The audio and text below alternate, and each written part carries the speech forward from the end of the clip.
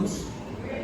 Qué bueno verles, qué bueno estar en la casa del Señor. Vamos a la Biblia, vamos a meditar por un momento en la palabra de nuestro Dios. Vamos a abrir nuestras Biblias en el Evangelio de Mateo, capítulo 7, versículo 21. Evangelio de Mateo, capítulo 7, versículo 21. Hemos titulado la meditación de esta tarde, mis hermanos, o el estudio bíblico de esta tarde, llamados a ser, no a parecer. ¿Llamados a qué? A ser, no a parecer. Eso es el título de hoy. Vamos a ver qué podemos encontrar en la Biblia en esta tarde. Mateo capítulo 7, versículo 21, ¿ya lo tenemos todos? Amén. Vamos a leer la palabra de nuestro Dios. Lo hacemos en el nombre del Padre, y del Hijo, y del Espíritu Santo. Dice la Biblia: no todo el que me dice, Señor, Señor, entrará en el reino de los cielos, sino el que hace la voluntad de mi Padre que está en los cielos. Muchos me dirán en aquel día, Señor, Señor, ¿no profetizamos en tu nombre? ¿Y en tu nombre echamos fuera demonios? Y en tu nombre hicimos muchos milagros. Y entonces les declararé: nunca os conocí, apartaos de mí, hacedores de maldad. Oramos. Padre, en el nombre de Jesús te damos gracias, mi buen Dios, por este momento que nos permites meditar en tu palabra y disponer nuestras mentes y corazones para ser instruidos a través de la sabiduría que viene de lo alto. Toma control de todo lo que se diga, mi buen Dios, pues todo te lo pedimos en el nombre de Jesús. Amén y amén. Pueden sentarse, mis hermanos. Una de las cosas interesantes que podemos ver en esto, y más bien recordar, es que el reino de los cielos o el reino de Dios no se trata de palabras, ya lo hemos dicho en otras ocasiones, no se trata de religión, ni se trata de acciones externas que nosotros de alguna manera podamos hacer, sino de una vida transformada, primero adentro y luego hacia afuera de cada uno de nosotros. El pasaje de la Biblia que acabamos de leer es bastante interesante y muy duro también, porque el enfoque que tradicionalmente se ha tenido en la mayor parte de lugares donde se predica la palabra de Dios, y usted lo podrá haber visto, los que han estado en otras iglesias, los que alguna vez han oído predicaciones a través de diferentes medios de comunicación, es que muchas veces nos centramos en lo que debemos hacer o en lo que no debemos hacer. Si usted se fija, muchas veces le dicen: hermano, usted ya no debe hacer esto, usted ya no debe hacer aquello, usted ahora debería hacer estas otras cosas. Y nos centramos en el hacer, pero muy pocas veces, o quizás con una menor fuerza, nos enfocamos en el ser, es decir, en lo que nosotros verdaderamente somos. Y ahí hay un desequilibrio entonces, porque nosotros podemos imitar cosas. Nosotros podemos vestirnos, por ejemplo, si el día de hoy yo logro conseguir un uniforme, por ejemplo, yo me puedo poner un uniforme como policía, pero yo le pregunto, ¿ese uniforme me hace policía? No, ¿verdad? Porque yo no soy policía, o sea, yo me puedo vestir como uno de ellos, pero no ser uno de ellos. Entonces, el reino de los cielos no consiste en apariencias, consiste en realidades espirituales que Dios ve y que Dios valora en cada uno de nosotros. Por eso le llamamos a esto, que nosotros hemos sido llamados a ser, pero no a parecer. ¿Estamos aquí? Hay gente que se puede vestir como cristiano, si usted quiere. Se puede poner una camisa con un uniforme, una camisa manga larga, como lo hacen en otros lugares, con su sombrerito, con lo que usted quiera. O las hermanas se pueden poner un manto, una mantelina, y eso no les hace cristianos, no les hace parte del reino de los cielos. Entonces, a veces nos equivocamos. venir a la iglesia no nos hace parte del reino de los cielos. ¿Estamos aquí, mi hermano? No nos hace parte del reino. Entonces debemos tener cierto grado, creo yo, de preocupación en ese sentido y de evaluarnos constantemente para saber qué es lo que verdaderamente nosotros somos y no lo que realmente nosotros parecemos. Eso lo podemos ver en lo que acabamos de leer. Lo vamos a leer otra vez despacito y vamos a ver qué es lo que la Biblia nos dice. Número 1, no todo el que me dice, Señor, Señor, entrará en el reino de los cielos. No todo el que ¿qué dice ahí, hermano? El que dice. ¿Cuánta gente dice ser cristiana al día de hoy? Pero la gran pregunta es, ¿verdaderamente lo son? Ya vamos a ver más adelante cuáles son las condiciones o lo que nosotros debemos observar en nosotros mismos para poder saber si somos verdaderamente o simplemente parecemos. Aquí lo que está diciendo no se trata de decir. Estas personas dicen, Señor, Señor, pero Jesús no era el Señor de ellos. Entonces, es una expresión como aquella que dice en otra parte del Evangelio, donde dice, este pueblo de labios me honra, pero su corazón está lejos de mí. Entonces, no se trata de hablar. Pero luego nos dice lo siguiente, dice, sino el que hace la voluntad de mi Padre que está en los cielos. Entonces, primera característica de los que forman parte del reino, no se trata de lo que dicen que son, sino de la obediencia que manifiestan a su Padre celestial, que es nuestro Dios. ¿Estamos aquí, mis hermanos?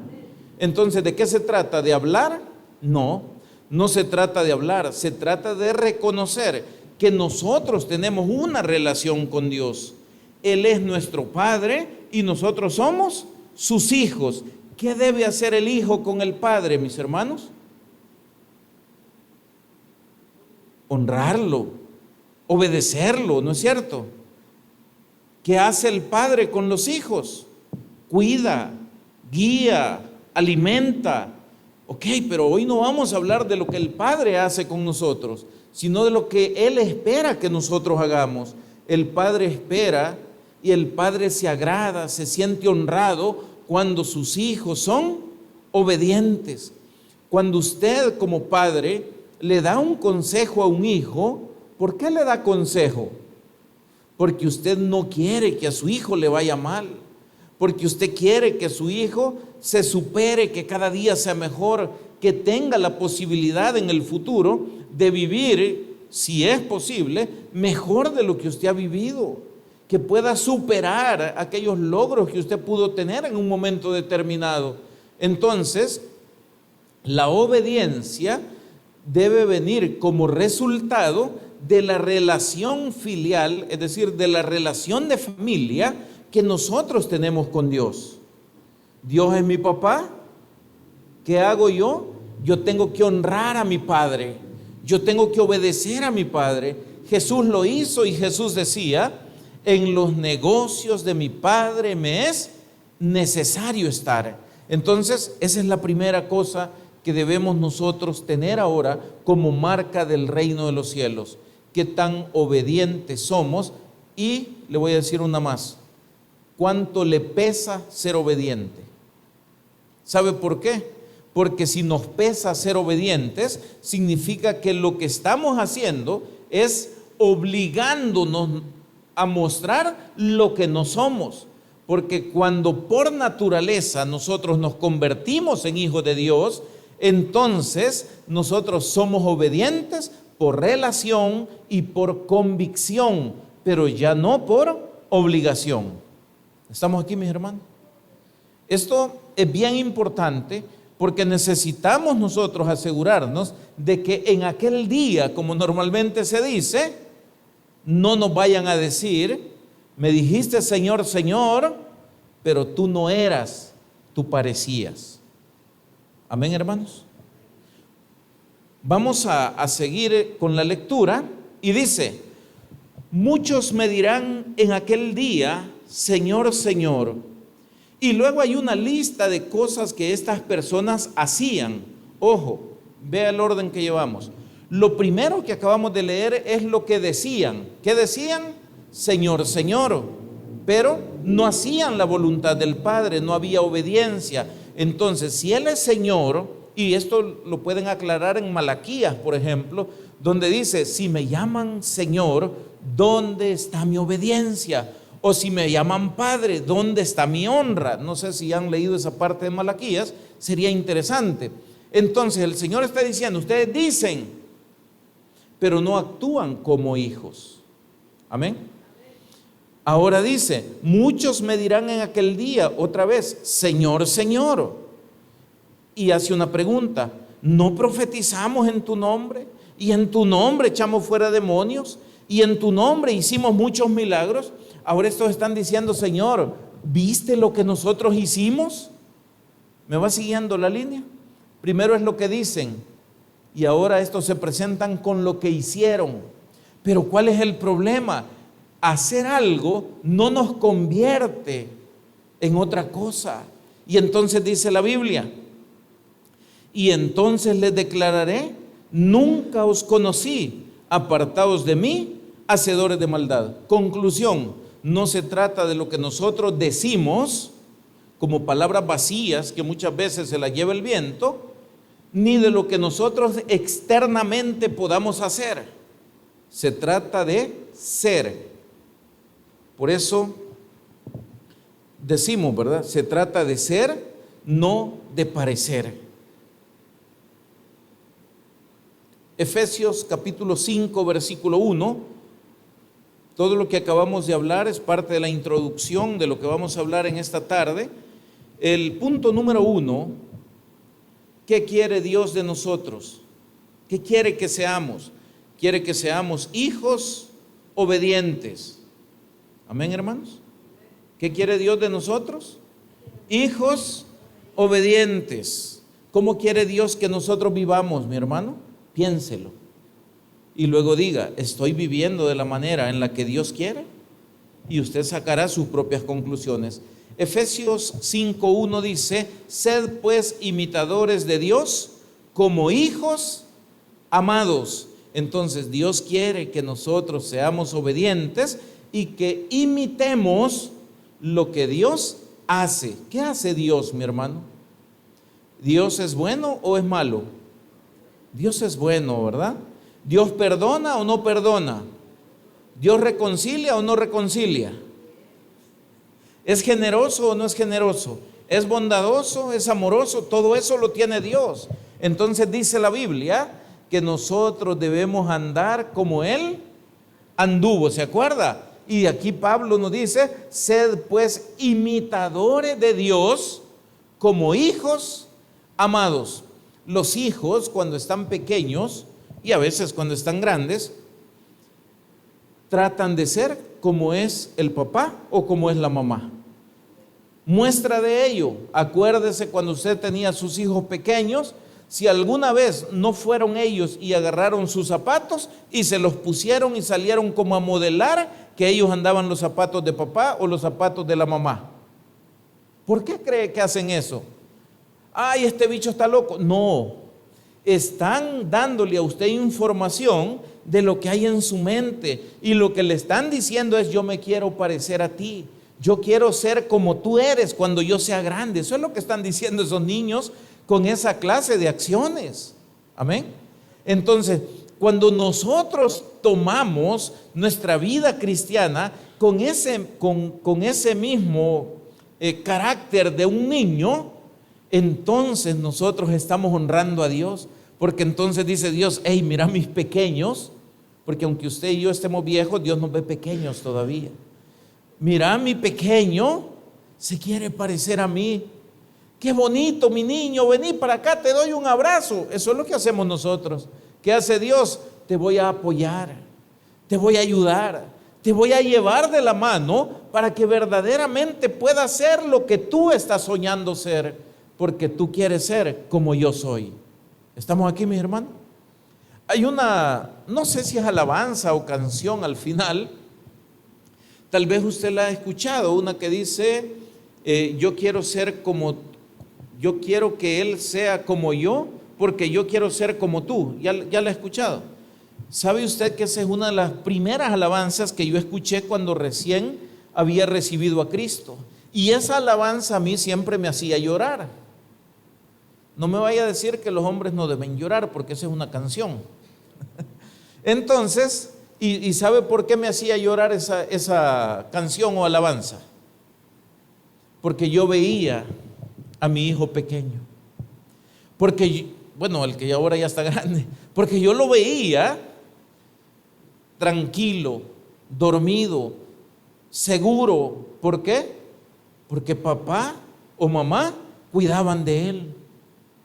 Entonces, esa sensación, por decirlo así, es la misma que posiblemente pueda sentir Dios cuando ve a un hijo confiado, tranquilo, que simplemente dice: yo no me preocupo porque mi papá va a resolver la situación. Yo no me preocupo porque tarde o temprano Dios o mi papá estará aquí conmigo y los enemigos correrán, porque mi papá es el más fuerte de todos. Y todos los niños en alguna edad llegaron a pensar que su papá era como un superhéroe. Ahora entenderá usted un poco mejor por qué la Biblia dice que hay que ser como niños para entrar en el reino, o que de los niños es el reino de los cielos. El niño actúa confiado. El niño va donde papá y le dice: papá, tengo hambre. Él no le está diciendo: tenés dinero.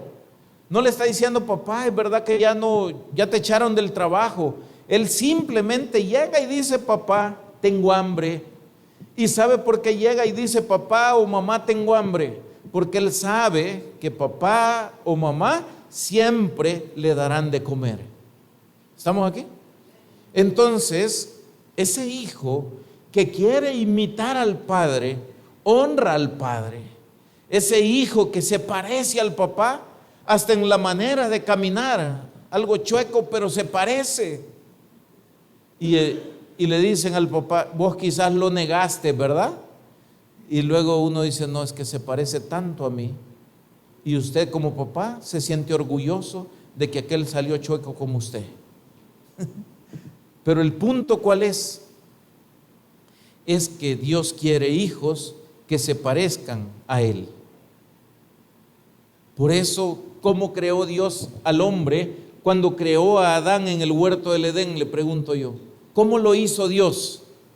A su imagen, conforme a su semejanza, porque Él quiere, no quería, Él quiere que nosotros nos parezcamos a Él. Amén. Entonces, ¿qué debemos ser? Hijos obedientes, imitadores de Dios como hijos amados. El reino entonces, en el reino, la obediencia, mis hermanos, vale más que el sacrificio. No me digas cuánto has hecho, dime cuánto te pareces a mí. ¿Entendió este mensaje? No me digas cuánto has hecho, dime cuánto te pareces a mí. Y esa es la pregunta que Dios probablemente nos pueda hacer el día de hoy. Una de ellas, ya va a ver que hay más. ¿Qué has hecho? Me he sacrificado, Señor. ¿Has actuado como yo actuaría en las situaciones que has vivido?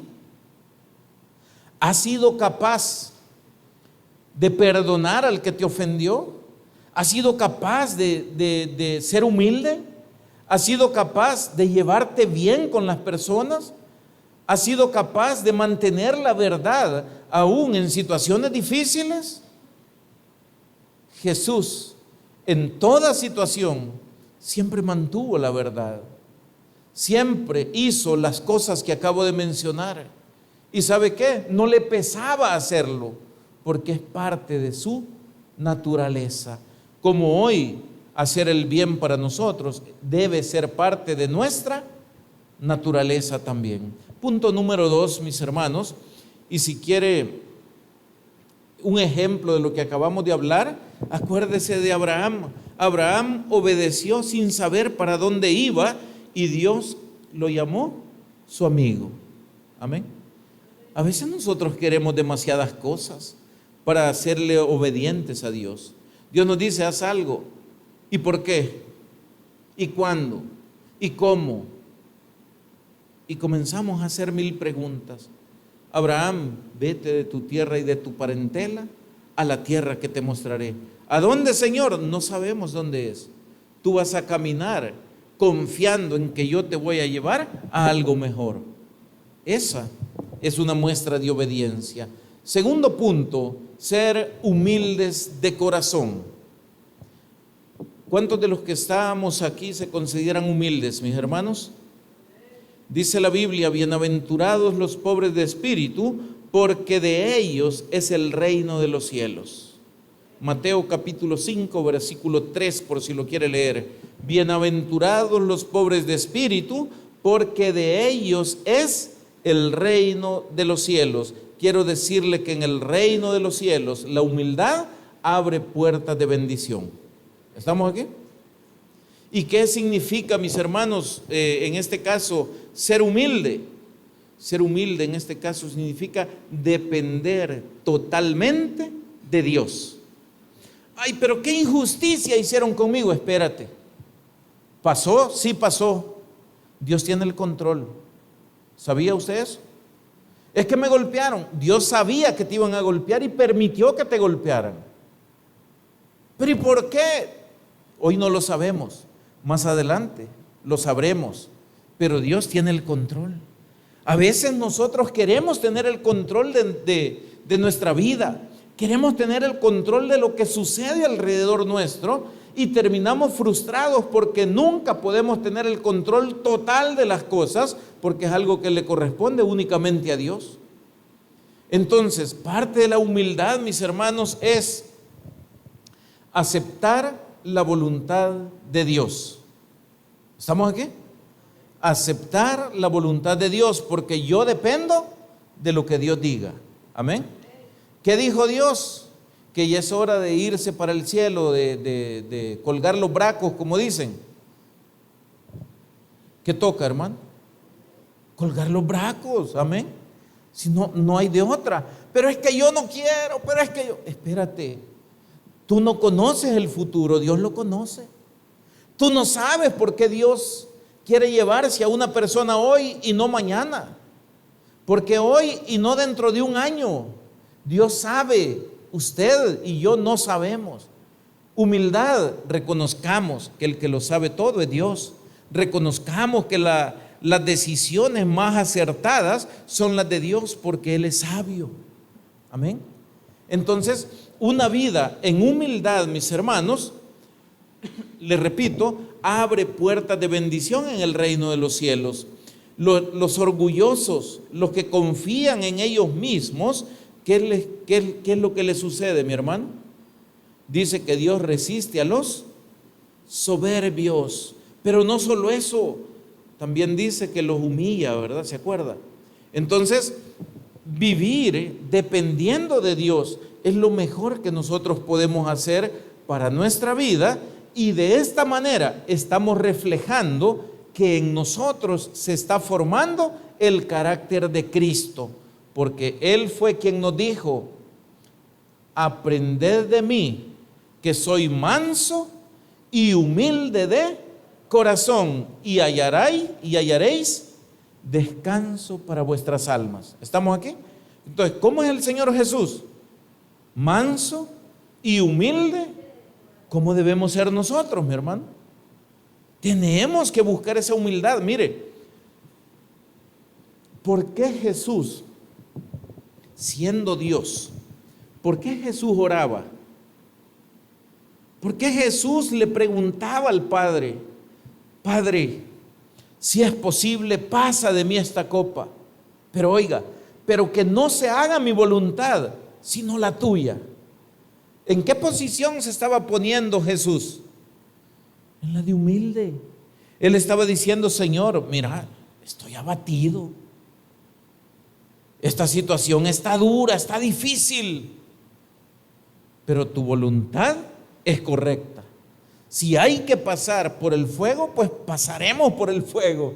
Si hay que pasar por la escasez, pasaremos por la escasez. Si hay que pasar por tal cosa, pasaremos por ahí. Pero que no se haga mi voluntad, sino la tuya. ¿Sabe qué es eso? Eso se llama humildad. Amén. A veces hemos confundido la humildad con otras cosas. Creemos que ser humilde es andar con chancletas, andar con la ropa sucia, rota. No, eso es otra cosa, mi hermano. Eso no es humildad. No, ser humilde es reconocer que separado de mí, dice el Señor, nada podemos hacer nosotros. Eso es ser humilde. En el reino de los cielos, entonces, la humildad, ¿sabe qué es? Es el camino a la grandeza. No puede haber grande en el reino con soberbia. Solo se puede ser grande en el reino de Dios siendo humildes. Es decir, es al revés de lo que nosotros vivimos en el mundo, ¿verdad? En el mundo, mientras más tengo, mientras menos dependo de otros, yo me siento grande y autosuficiente. En el reino es al revés. Mientras yo más dependo de Dios y mientras más inútil me sienta yo por mí mismo, por mis propias capacidades, y dependo de Dios, entonces más grande puedo llegar a ser. ¿Estamos aquí? Ojo, no le estoy diciendo que usted no tiene capacidades. No le estoy diciendo que usted se debe quedar sin hacer nada. No estoy diciendo eso. Estoy diciendo que las capacidades, que los dones y todo lo que nosotros tenemos es pequeño todavía comparado con Dios. Y aquello que nosotros tenemos o poseemos hoy, que lo consideramos nuestras mejores virtudes, fueron regalo de Dios para cada uno de nosotros. Reconózcalo. Nos cuesta. Es que yo puedo. No, tú no puedes. Y lo poco que puedes, lo puedes porque Dios te lo permite. ¿Estamos aquí? Pero a veces nosotros creemos que somos, como decíamos allá en el mundo, la mamá de Tarzán, ¿verdad? Ah, no, es que yo, conmigo si algo. Mire, todas esas son expresiones de soberbia. Están totalmente en contra de cualquier tipo de humildad. Que yo mato, que yo aquí, que yo allá. ¿Estás seguro? ¿Tú crees que puedes hacerlo? Solo porque tú decidiste hacerlo. Y si Dios dice que no, ¿crees que vas a poder? No vas a poder. Y aunque tú digas que yo soy el más malo del mundo, yo a quien quiero mato, si Dios dice hoy no matas ni una hormiga, no matas ni una hormiga. Porque Dios sigue teniendo el control sobre todas las cosas. Amén. Humildes. Número 3. Debemos ser luz y sal del mundo. ¿Se acuerdan de esto? ¿Qué decía Jesús acerca de nosotros? Vosotros sois la sal de la tierra. ¿Cuántos se acuerdan de esos versículos?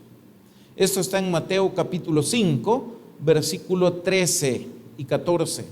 Dice la Biblia: vosotros sois la sal de la tierra, pero si la sal se desvaneciere, ¿con qué será salada? No sirve más para nada, sino para ser echada fuera y hollada, es decir, pisoteada por los hombres. En el reino de Dios, mis hermanos, todos somos transformados. Todo el que es parte del reino es transformado. Y el ambiente donde nosotros estemos también debe ser transformado. Yo le pregunto, si andamos en un mundo lleno de tinieblas, pero usted es luz, ¿qué va a pasar cuando usted llegue a esos ambientes oscuros? ¿Hay un cambio o no hay un cambio? Todo era oscuridad, todo era tinieblas, pero hoy llegó usted. ¿Y quién es usted? Vosotros sois la luz del mundo. La luz del mundo, aquella que dice la Biblia, que no se nos dio para que la pusiéramos debajo de la mesa o del almud, como dice la Biblia, sino para que la pongamos en lugar alto y esto alumbre a muchos. Quiere decir que en esos ambientes de oscuridad, que en esos ambientes complicados, usted tendrá un brillo diferente a como brilla el mundo. Amén. Entonces, ¿pero qué es lo que estamos viendo? Este es el ser, no parecer. Amén. De eso se trata. Yo soy el más humilde del mundo. Mentira. Si digo eso es que ya no lo soy. Pues, mire, yo me siento tan orgulloso de ser humilde como usted no tiene idea. Ya no soy humilde. La luz, hermano, ¿puedo yo falsificarla? No, la luz es la luz. Y será luz en cualquier ambiente. Y donde hay luz, la oscuridad siempre retrocede. ¿Por qué? Porque la naturaleza de la luz es eso, es iluminar, es eliminar tinieblas. La sal, ¿para qué sirve? Dos cosas. Uno, para preservar las cosas para que no se arruinen. Y dos, para darle sabor a la comida. En este caso, usted puede decir, ¿y qué es lo que hay que preservar? Hermano, la verdad de Dios que no debe ser contaminada ni cambiada por el ambiente en el que nosotros vivimos. Amén. Entonces, somos la sal que preserva, que no deja que se corrompa la carne, por ejemplo, que no deja que se arruina o se pudra aquello a lo que llenamos de sal. Entonces nosotros tenemos algo valioso y es la verdad de Dios en nosotros.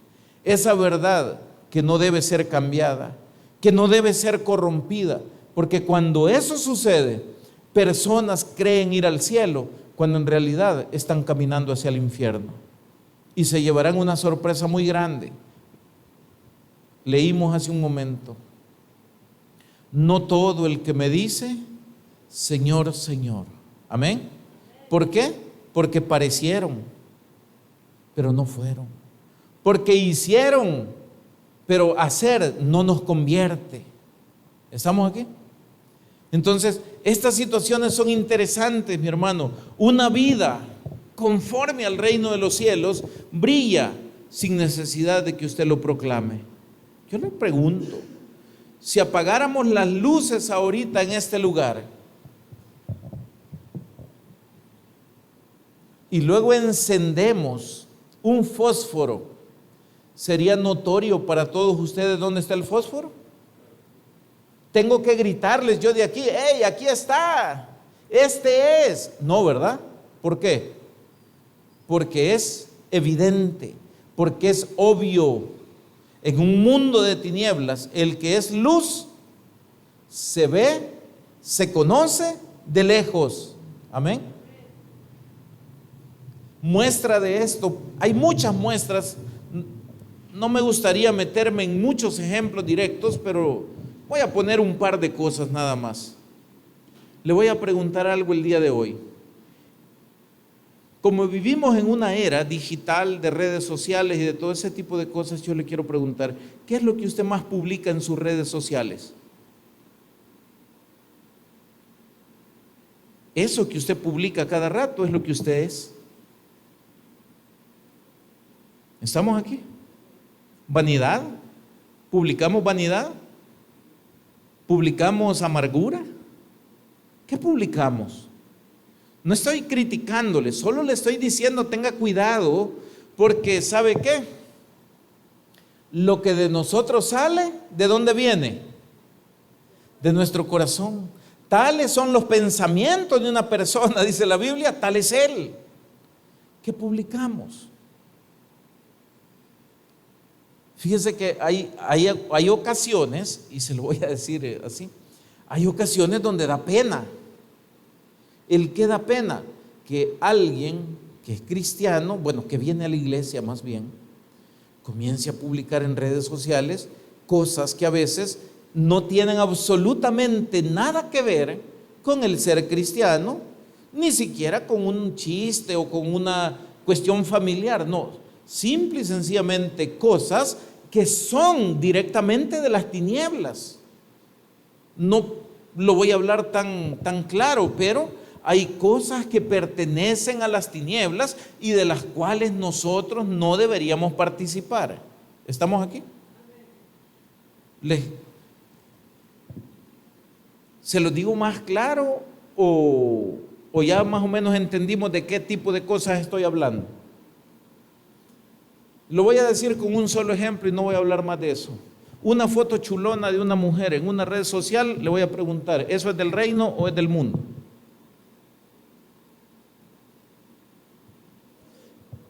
Y aparece el hermano y le dice, pareces un angelito. Ah, entonces es del reino, ¿verdad? No. Cosas como esas y muchas otras más manifiestan realmente a dónde está nuestro corazón. ¿Estamos aquí, hermano? Entonces hay que tener cuidado porque usted es sal y es luz. ¿Qué hace la luz? Brilla en la oscuridad. Las tinieblas nunca pueden ser parte de la luz, ¿o sí? No, dice la Biblia que Dios es el Padre de las luces y en Él no hay ni siquiera una sombra de variación. O sea, en Dios no podemos encontrar absolutamente nada relacionado a las tinieblas. Entonces, muchas de estas cosas a nosotros a veces nos están costando y le voy a decir por qué. Porque se nos ha enseñado un evangelio barato, se nos ha enseñado o hemos mal entendido el evangelio de la gracia, pensando que solo porque decimos Señor, Señor, ya somos del reino, pero realmente ni somos ni parecemos. Amén. Entonces, esto es grave. ¿Y por qué lo digo? Es grave porque estamos hablando de nuestro destino eterno. El que parece, porque parezca, no va a llegar al cielo. Amén. El que es, va a parecer y va a llegar al cielo. Son realidades que son duras, que a veces son dolorosas, pero que son realidades que tenemos que tomar en consideración, porque no estamos hablando, mis hermanos, de situaciones que van a durar un ratito. Estamos hablando de personas que pueden vivir toda su vida engañados, pensando ser lo que no eran. Amén.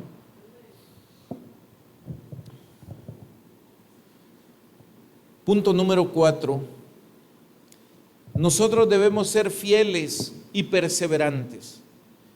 Apocalipsis 2:10 dice, sé fiel hasta la muerte y yo te daré la corona de la vida. El reino requiere constancia y también requiere fidelidad. Lo hemos dicho de varias maneras. Una de ellas es, hermano servidor, si usted va a servir en un ministerio, no sirva, viva su ministerio, aporte ideas, piense, motive a los que forman parte de su ministerio para crecer. Hagamos que los que están alrededor nuestro puedan crecer con nosotros. Seamos elementos activos dentro de un reino tan maravilloso y un mundo tan desastroso como el que vivimos hoy. Pero ¿qué sucede en muchas ocasiones? En muchas ocasiones tenemos religión, pero no tenemos fidelidad a Dios. ¿Y por qué lo digo de esta manera? Porque la fidelidad a Dios se demuestra a través de nuestra constancia y de nuestro compromiso con aquello que pertenece al reino de los cielos. ¿Estamos aquí? Entonces, ¿qué necesitamos? Fidelidad y perseverancia. Las dos cosas. El reino, le decía, requiere constancia y fidelidad. Pero ¿qué es lo que normalmente vemos a veces? Entusiasmo temporal. ¿Ya ha visto usted o ha escuchado más bien aquel dicho que usa la gente que dicen solo fue llamarada de tusa? ¿Qué es lo que le están queriendo decir a alguien cuando le dicen de esa manera? Aquel fuego que parecía arder tan fuerte, ¿cuánto duró? Un momentito. Eso ya no es constancia. Eso ya no es perseverancia. Hoy estoy con todo y mañana no estoy en nada. Hoy quiero que todos avancemos, pero mañana ya se me pasó. Entonces necesitamos ser, dijimos, fieles y perseverantes. Hermano, no tengo ganas, pero lo que hay que hacer, hay que hacerlo, ¿no es cierto? Entonces hágalo. Yo quiero hacerles una pregunta simple. Si usted no se siente bien, ¿usted viene al culto o no viene? Bueno, compárelo. No me siento bien, pero tengo que ir a trabajar. ¿Qué cree que hace la gente? ¿Se queda en la casa o va a trabajar? Va a trabajar. Porque al culto no. Porque aquello es más importante que el culto. Porque somos fieles al trabajo, pero no somos fieles a la obra de Dios. Porque podemos permanecer en el trabajo 12 horas, 8 horas, o dependiendo cómo usted trabaje, pero estar en el culto, estar en una vigilia, no podemos hacerlo. Hacer un ayuno, no digamos de 40 horas o de 40 días, no, de 4 horas. Nos cuesta hacer un ayuno de 4 horas. Yo le pregunto, ¿por qué? ¿Estamos aquí, hermano? Verifícalo. ¿Quién de nosotros no ha ido nunca al trabajo, aún sintiéndose un poquito mal, que me duele la cabeza, que tengo un poquito de gripe, que ando un poquito mal del estómago, pero creo que aguanto, ahí voy a estar? Claro que se va al trabajo. Amén. Ay, hoy no voy a la iglesia porque fíjese que yo estoy bien, pero aquí mi niño está un poquito lloroncito, así es que mejor yo ya no voy. ¿Podía dejarlo con alguien en la casa que lo cuidara? Sí, pero usted decidió que no, porque usted tenía que cuidar al niño, ¿no? ¿Cuestión de qué? De fidelidad, de prioridades. Yo no le estoy reclamando, yo solo quiero que usted comprenda qué es lo que el reino quiere que nosotros seamos. ¿Cómo quiere Dios que usted y yo seamos? Sé fiel hasta la muerte y yo te daré la corona de la vida. ¿Estamos aquí? Yo sé que muchas veces este tipo de cosas no nos agradan, pero esa es la realidad bíblica. También dice la Biblia, usted se acuerda, el que persevera hasta el fin, este será salvo. Y entonces van a decir, o sea que ahora hay que ganarse la salvación. No estamos hablando de eso. Perseverar significa permanecer. Usted debe permanecer en la fe. Yo le pregunto, ¿usted confía en Dios? Amén. ¿Por qué no viene al culto y vemos si Dios le sana al venir al culto y decirle, Señor, yo aunque me sienta un poquito mal, yo voy? Ayúdame, sáname. Amén. Señor, yo voy a ir aunque no tengo ganas, Señor, pero voy a ir. Habla algo a mi vida que me anime, habla algo a mi vida que me saque de la situación que estoy viviendo hoy. Pero nos falta fe muchas veces. Nos falta ese compromiso que viene de la fe, esa seguridad que también viene de la fe. Quiero recordarle que Job perdió todo lo que tenía. ¿Se acuerdan de Job? Job lo perdió absolutamente todo, pero al final de cuentas, ¿cuál fue la actitud de Job? Y en Job capítulo 13, versículo 15, cuando usted quiera lo busca y lo lee, dice, aunque él me matare, en él esperaré. Oiga lo que dice Job. Ahora, cualquiera diría, mire qué chivo lo que le pasó a Job, ¿verdad? Lo perdió todo, pero luego Dios se lo devolvió el doble de lo que había perdido, por supuesto. Pero, ¿cómo se mantuvo Job durante el proceso? Le pregunto yo. ¿Alguna vez Job dijo, bueno, ya yo creo que esto ya no funciona, ¿verdad? Dios a otros bendice, yo ni entiendo por qué estoy tan mal, hay que quede Dios con sus cosas, que yo voy a hacer las mías? No. ¿Alguna vez Job se quejó tan fuertemente como para llegar a decir que iba a abandonar o que iba a echarle la culpa a Dios de lo que le había pasado? No, no pasó. En cambio, dice esta expresión que le acabo de leer, que dice, aunque Él me matare, en Él esperaré. Yo pregunto, ¿tendremos nosotros el valor de decir este tipo de cosas? Yo he visto gente que ha muerto con esa misma actitud.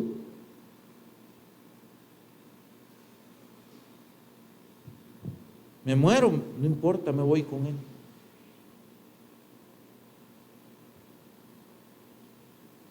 Nos falta muchas veces un poquito de valentía. El reino se edifica sobre la fe que nunca retrocede.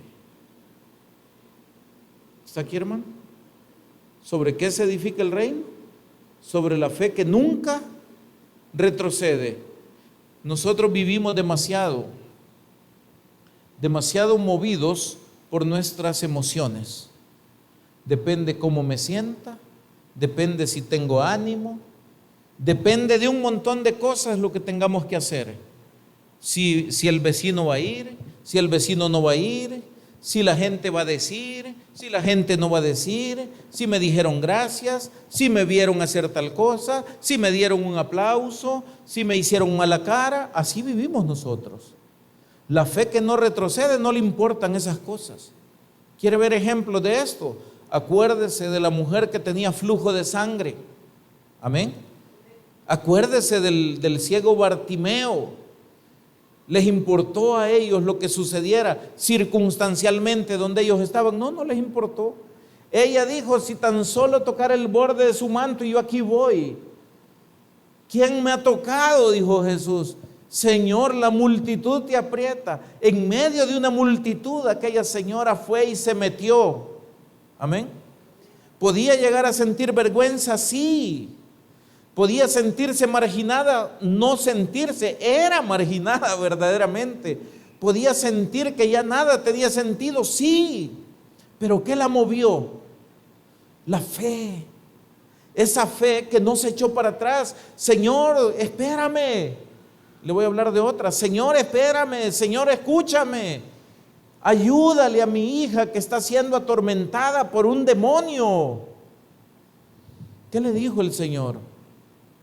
Que no era bueno dar el pan de los hijos a los perrillos. ¿Se acuerda? Yo le pregunto el día de hoy, como somos hoy en las iglesias nosotros, si nos dijeran una expresión de esa, ¿volveríamos? Yo creo que no. ¿Por qué? Porque diríamos, mire cómo me trataron, mire tal cosa.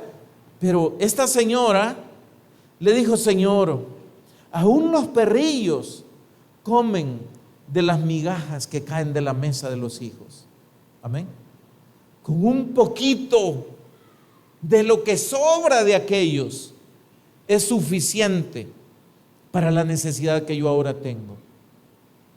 Y el Señor, pocas ocasiones, pero sucedió, se admiró de qué, de la fe que aquella mujer tenía. ¿Se acuerdan de eso? Y al final consiguió o no consiguió lo que buscaba. Sí lo consiguió, ¿verdad? Ok. Entonces, hermano, no podemos vivir nosotros por lo que sentimos solamente. Hagamos lo que debemos hacer. No podemos ser tan emocionales que todo nos daña, que depende del ánimo, que si es un día lluvioso, pues dan más ganas de dormir que de salir, que si es un día demasiado soleado, que entonces nos quemamos y comenzamos a buscarle. Óigame, es complicadísimo eso. Necesitamos fidelidad y perseverancia. ¿Estamos aquí? Siguiente y último punto que vamos a ver este día. Debemos ser pacificadores. Dios espera que sus hijos sean, ¿qué? Pacificadores, no pleitistas, no contenciosos. Dice Mateo capítulo 5, versículo 9, bienaventurados los pacificadores, porque ellos serán llamados hijos de Dios. ¿De quiénes somos nosotros? ¿De los que le echamos más leña al fuego o de los que tratamos de que las aguas se calmen? Los hijos de Dios siempre buscarán una salida pacífica. Amén. Aunque hayamos sufrido una injusticia, aunque hayamos sufrido algún daño. Y usted me dirá, ¿por qué dice eso? Se lo voy a decir fácil, no se lo voy a decir por testimonio, aunque pudiera, pero se lo puedo decir porque la Biblia lo dice así en 1 Corintios capítulo 6. Tal vez usted se acuerda de lo que ahí dice la Biblia, donde dice que es vergonzoso que personas que forman parte de la iglesia vayan a resolver sus pleitos a los tribunales. ¿Se acuerda de eso que dice la Biblia? No, ¿o sí? Eso lo dice la Biblia. Es vergonzoso que hagan eso. Y dice al final, ¿por qué no estamos dispuestos a soportar el agravio? Vuelvo al punto anterior, porque nos falta fe. Creemos que si perdemos la batalla de hoy, terrenalmente hablando, no nos vamos a poder recuperar. Pero yo le quiero decir algo, el que manda y el que es verdaderamente dueño de todo es Dios. Amén. Entonces, ojo, porque a veces nosotros el pleito no lo apaciguamos, lo hacemos más grande. Nos gusta vivir empleitados. Ay, que a mí no me gana, es que, ay, hermano, esa es falta de humildad, lo acabamos de ver. Eso no es ser pacificador. La Biblia describe el mundo de hoy, y este mundo que estamos viviendo hoy es un mundo, y póngale coco, que está dividido por el odio y por el orgullo. Vea los países, vea la gente en general, y usted se va a dar cuenta que el orgullo y el odio gobiernan el mundo en general, y por eso el mundo está dividido. Hace algunos días atrás yo hablaba de algunos principios del reino y le decía, mire, Dios nos creó con el propósito de que nos amemos los unos a los otros, es decir, que unos seamos ayuda de otros y los otros sean ayuda nuestra. Pero ¿qué es lo que el hombre hizo? Lo que el hombre hizo fue crear barreras. Lo que el hombre hizo fue, en lugar de solidaridad y de unidad, se inventó la competencia, y un hombre quiso ser más grande que otro hombre, y luego un país más grande que otro país, y luego un reino más grande que otro reino, y eso nos llevó ¿a dónde? A un ciclo de pleitos, de guerras y de situaciones en las que algunos, entre comillas, ganaron, pero al final todos perdimos. ¿Estamos aquí? Entonces, los hijos de Dios son constructores de paz. Por eso entre nosotros que formamos parte de la iglesia, no deben haber guerras, no deben haber pleitos. Me ofendieron, ¿qué? Es honra para el hombre pasar por alto la ofensa, dice la Biblia. Amén. Pero como el orgullo es tan grande, no nos deja pasar por alto esta ofensa que nos han hecho. Y entonces venimos y respondemos con otra ofensa, y como el otro también está lleno de orgullo, ¿qué se genera? Le pregunto, una guerra. Amén.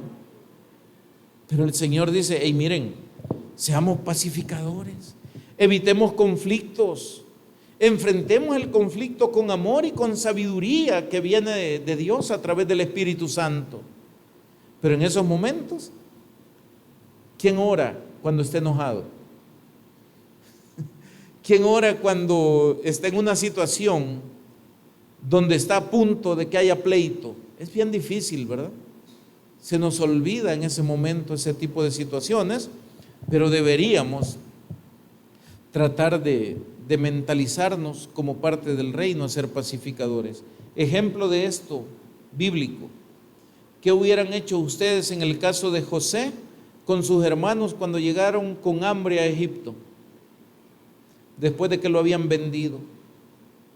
¿Qué hubiera hecho usted como gobernador de Egipto con la esposa de Potifar, que lo metió preso 12 años? ¿Qué hubiera hecho usted? ¿Qué hizo José? Perdonó a sus hermanos. perdonó a la otra gente, no guardó rencor con nadie. ¿Por qué lo hizo de esa manera? Porque él entendió que todo lo que había pasado al final lo permitió Dios para un bien mayor. ¿Estamos aquí? Con esa claridad, ¿qué hizo José? Me lo voy a inventar, ¿verdad? Porque no lo puedo decir literalmente, pero José lo que hizo fue abrir los brazos a sus hermanos que lo habían vendido, a sus hermanos que lo traicionaron, a sus hermanos que lo habían menospreciado. ¿Qué hizo José? Detuvo el fuego de la ira, de la venganza o del pleito con el amor de familia, con el amor de Dios hacia aquellos que le habían ofendido. ¿Estamos aquí? ¿Qué consiguió? Paz. ¿Qué consiguió? Unidad familiar. ¿A cuánto nos hace falta esto? ¿Y por qué no la logramos? Porque el orgullo todavía gobierna muchos corazones. Porque no somos nosotros todavía lo suficientemente fuertes en el amor como para poder ser personas que construyan la paz. Aún con aquellas personas que a veces nosotros decimos que amamos de todo corazón. En el reino se manifiesta cuando reconciliamos a las personas con Dios y entre sí. Es decir, no es solo ir a hacer evangelismo y que una persona acepte a Cristo y se reconcilie con Dios. También es que nosotros seamos promotores del reconcilio entre aquellos que tienen conflictos familiares o de cualquier otra naturaleza. Porque la naturaleza de los hijos del reino es vivir en paz. Démosle lección.